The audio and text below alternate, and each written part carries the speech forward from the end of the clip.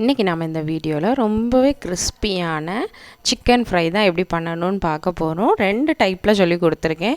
ரொம்ப டேஸ்ட்டாக இருக்கும். எப்போவும் பண்ணுற சிக்கன் ஃப்ரையை விட இது ஒரு டிஃப்ரெண்ட்டாக இருக்கும். டேஸ்ட்டும் ரொம்பவே நல்லாயிருக்கும். இப்போ அதுக்கு சிக்கனை நான் 2 லெக் பீஸ் எடுத்திருக்கேன். அப்புறம் சிக்கனை குட்டி குட்டியாக கட் பண்ணிக்கணும். இதில் ஃபஸ்ட்டு தயிர் ஆட் பண்ணி எவ்வளோ சிக்கன் வச்சுருக்கீங்களோ அந்த அளவுக்கு எடுத்துக்கோங்க. ஒரு 1/2 கப் ஆட் பண்ணியிருக்கேன். இதில் ஒரு 1/2 ஸ்பூன் வத்தத்தூள் ஆட் பண்ணியிருக்கேன். கொஞ்சமாக சிக்கன் 65 மசாலா, அப்புறம் கொஞ்சம் சால்ட், இவ்வளோ ஆட் பண்ணி அதை நல்லா மிக்ஸ் பண்ணிக்கணும் சேர்ந்து. இதில் கொஞ்சமாக நம்ம தண்ணியும் ஆட் பண்ணிக்கணும். ஏன்னா இது ஒரு பேட்டர் மாதிரி. அதில் நம்ம சிக்கன் எல்லாம் போட்டு இப்போ என்ன பண்ண போகிறோன்னா நல்லா மேக்னேட் பண்ண போகிறோம். அதனால் இதில் இந்த குட்டி குட்டியாக வெட்டின பீஸு, லெக் பீஸுன்னு எல்லாத்தையும் நான் போட்டு நல்லா மிக்ஸ் பண்ணி வச்சுக்கணும். நல்லா அந்த மசாலா கூட இது பிளெண்ட் ஆகணும். அதனால் நல்லா நம்ம என்ன பண்ணணும்னா போட்டு நல்லா மிக்ஸ் பண்ணிக்கணும். அந்த மசாலா எல்லா சிக்கன்லேயுமே நல்லா படணும்.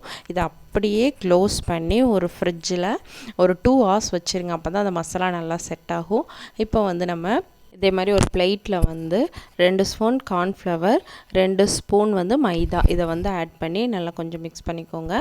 அது கூட தேவையான அளவு உப்பு, இந்த பவுடருக்கு தேவையான அளவு உப்பு போட்டுக்கோங்க. ஒரு 1/2 ஸ்பூன் வத்தத்தூள் ஆட் பண்ணிக்கோங்க. அப்புறமா ஒரு 1/4 ஸ்பூன் நான் ஜீரகத்தூள் ஆட் பண்ணியிருக்கேன். அப்புறம் ஒரு 1/2 ஸ்பூன் சிக்கன் 65 மசாலா, அப்புறமா ஒரு 1/4 ஸ்பூன் போல் மிளகு ஜீரக பொடி ஆட் பண்ணியிருக்கேன். இதை நல்லா மிக்ஸ் பண்ணிக்கணும். அந்த பவுடர் எல்லாம் நம்ம போட்ட உப்பு காரம் எல்லாமே மாவு கூட சேர்கிற அளவுக்கு நல்லா மிக்ஸ் பண்ணிக்கோங்க. இப்போ நம்ம மேக்னேட் பண்ணி வச்சுருக்க சிக்கன் எடுத்து அதை என்ன பண்ணணும்னா பக்கத்தில் ஒரு கிளாஸில் தண்ணியும் வச்சுக்கோங்க, ஒரு பாத்திரத்தில். இப்போ அந்த சிக்கன் எடுத்து இந்த நம்ம பவுடர் மேக் பண்ணி வச்சுருக்கோம்ல இதில் டிப் பண்ணிக்கோங்க. அப்புறமா டிப் பண்ணி வச்சுட்டு நம்ம ஆயிலை சைடில் ஹீட் பண்ணிடுங்க. லோ ஃப்ளேமில் வச்சுக்கோங்க. ரொம்ப ஹீட் ஆகிடக்கூடாது, கரிஞ்சிரும்.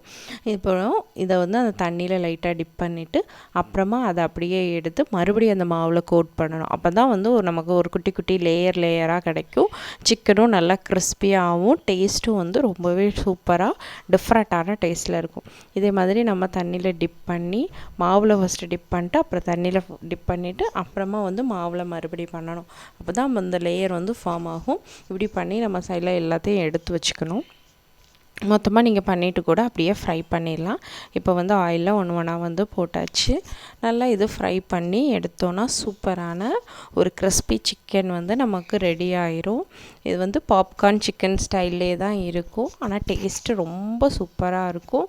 நீங்கள் ஒரே மாதிரி பண்ணுறதுக்கு டிஃப்ரெண்ட்டாக இப்படி பண்ணும்போது ரொம்ப நல்லாயிருக்கும். இதை பாருங்கள். இப்போ இன்னொரு டைப் என்னதுன்னா இது கூட ஒரு எக்கை நல்லா பீட் பண்ணி வச்சுக்கோங்க.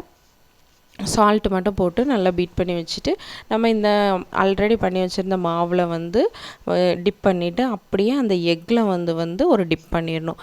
எக்கில் டிப் பண்ணிவிட்டு மறுபடியும் அதை எடுத்து இந்த மாவில் டிப் பண்ணும்போது நல்லா லேயராக வரும். இப்போ நம்ம ஆயிலில் எடுத்து போட்டுடலாம்.